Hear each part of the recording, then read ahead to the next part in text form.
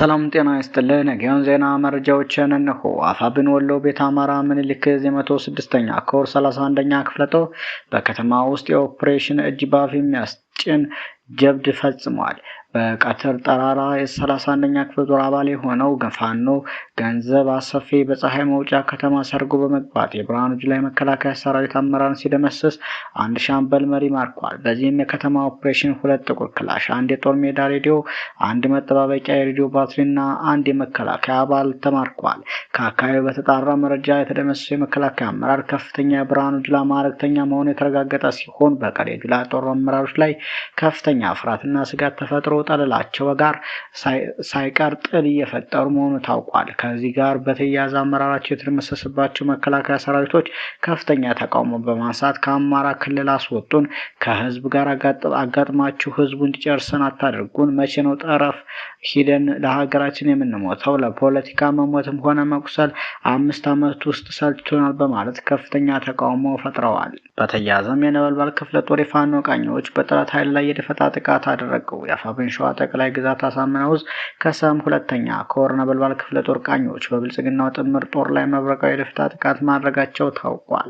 የጀግናው ከሰም 2ኛ ኮር ነበልባል ክፍለ ጦር በአረርቲ ከተማ ዙሪያ ልዩ ስሙ ተክልዬ በተባለ ቦታ ከአረርቲ ከተማ ወጥቶ የደፈጣ ጥቃት ለማድረስ ሲንቀሳቀስ በነበረ የብልጽግና ጥምር ጦር ላይ መብረቃዊ ጥቃት ተሰንዝሯል። በዚህም የነበልባል ክፍለ ጦር ቃኝና መሐንዲስ ሻለቃ ፋኖዎች የጠላትን እንቅስቃሴ አስቀድመው በመረጃ መረብ በጸረ መረጃ በመጥለፍ ቀድሞ ቦታ ይዘው በመጠባበቅ ለደፈጣ ሲተለተል በነበረ የሚሊሻ ኃይል ላይ ጥቃት አድርሰውበታል። ከነበልባል ክፍለ ጦር ጋር ከሆነችው ከነብሮ ሻለቃ ሸማቂ ፋኖች በተገኘ መረጃ መሰረት በደረሰ የተጠና የደፈጣ ጥቃት ስማቸው ያልተጠራ 2 የሚሊሻ አባላት ወዲያውኑ የተደመሰሱ ሲሆን በሌሎች ደግሞ በቁጥር በውል ያልታወቁ ከባድና ቀላል የአካል ጉዳት ደርሶባቸዋል። የነበልባል ክፍለ ጦር ቃኝና መሐንዲስ ፋኖ ሸማቂዎች የተጣለባቸውን ወታደራዊ ግዳጅ በስኬት አጠናቀው ያለምንም የሰው ኃይል እና የንብረት ጉዳት ወደ ቀጠናቸው በሰላም ተመልሰዋል። ይህ በእንዲህ እንዳለ በየቦታው እየፈራረሰ የሚገኘው የብልጽግናው ጥምር ጦር ኃይል ወደ ፋኖ መቀላቀሉን ቀጥሎበታል። የአፋብን ሸዋ ጠቅላይ ግዛት አሳምነው ዕዝ መሐመድ ቢሆነኝ ኮር እቴጌ ጣይቱ ክፍለ ጦር በዛሬው ዕለት እንደ ልማዷ የእቴጌ ጣይቱ ጸጋ የተላበሰችው ክፍለ ጦር የጠላትን ኃይል እየፈረካከሰች ጠላትን ያላፈሙዝ ገዝግዛ እየጨረሰች ትገኛለች። በዚህም አንድ የአድማ ብተና አባል የሆነውን ስመኘው ማናለ የተባለን አልዩ አምባ ከ29ኛ ሻለቃ አንድ ክላሽንኮቭ መሳሪያ ከ120 ተተኳሽ ጋር በመያዝ በትናንትናው ዕለት እቴጌ ጣይቱ ክፍለ ጦርን በሰላም እንዲቀላቀል አድርጋለች።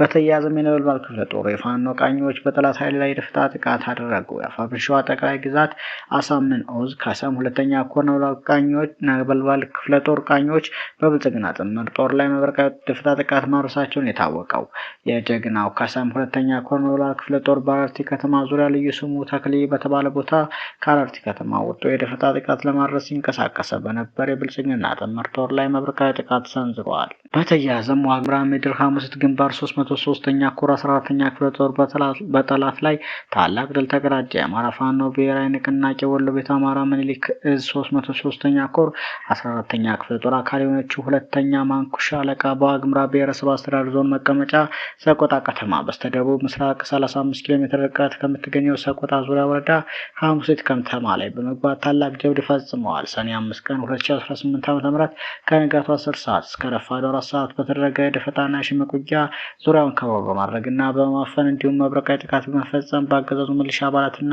ራሳቸውን ስምረት ብለው በሚጠሩ በጌታቸው ረዳ የሚመሩ ኃይሎች ላይ ከፍተኛ የሆነ ሰብአዊና ቁሳዊ ኪሳራ በማድረስ በጠላት ላይ ድል ተጎናጽፈዋል። ራሱን ስምረት ብሎ የሚጠራው ኃይል ሞርተር 82 ወደ ሐሙሲት ከተማ 2 ጊዜ በማስወንጨፍ ንጹሃንን የጨፈጨፈ ሲሆን በተወረወረው ቅንቡላ 6 ንጹሃን ውድ ህይወታቸውን ሲያጡ ከ15 በላይ ንጹሃን ከባድና ቀላል የአካል ጉዳት እንደደረሰባቸውና ወደ ሰቆጣ ሆስፒታል ሪፈር እንደተባሉ የዓይን እማኞች ገልጸዋል። በተደረገው ውጊያ 15 ተደምስሶ 6 ሲቆስል 2 ሚሊሻ ተማርኳል። እንዲሁም 2 ጂምስሪ፣ 1 ኤም40 እና 99 ክላሽንኮቭ በመማረክ ወደ ክፍለ ጦሩ ካዝና ገቢ መደረጉን የ14ኛ ክፍለ ጦር ቃል አቀባይ አርበኛ ሀብቱ ማሞ ራስታው አስታውቋል። በተያያዘም የአገዛዙ 59ኛ ክፍለ ጦር የብልጽግና ታጣቂ ወታደሮች የፋኖ አባላትን መቀላቀላቸው ተገለጸ። አፋብን ሰሜን አማራ በላይ እዝ ሜጀር ጀነራል ባንታ አባተ አንደኛ ኮር ጉና ክፍለ ጦር ስር አነብስቶቹን የስርዓቱ ቡችሎች ጸረ አማራ የነበሩ ኃይሎች ስቴዴንሳ ብርጌድ ፋኖን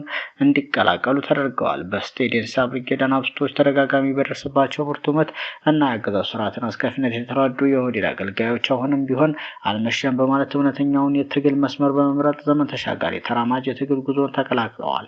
2 አድማ ብተና፣ 4 መከላከያ በአጠቃላይ 6 ያገዛዙ ኃይል በዛሬው ዕለት እንደ ሰማይ ኮከብ የምትወረወረውን የስቴዴንሳ ብርጌድ አካል ሆነዋል። ያገዛዙ ታጣቂ ኃይሎች ስማቸው ይመርሸቱ አድማ በትን፣ መንግስቱ ዳንኤል መከላከያ፣ 10 አለቃ ክፍሌ ኃይሌ መከላከያ፣ ኮንስታብል አለባቸው ስዩም አድማ በትን፣ ቀናኔሳ ደጀኔ መከላከያ፣ ያሬድ አብዲ መከላከያ ሲሆኑ ሌሎች የታጠቁ ያገዛዙ ወታደሮች የፋኖን መንፈስ እንዲላበሱ መልእክታቸውን አስተላልፈዋል። ሰሞነኛ መረጃዎች እነኝህን ይመስሉ ነበር።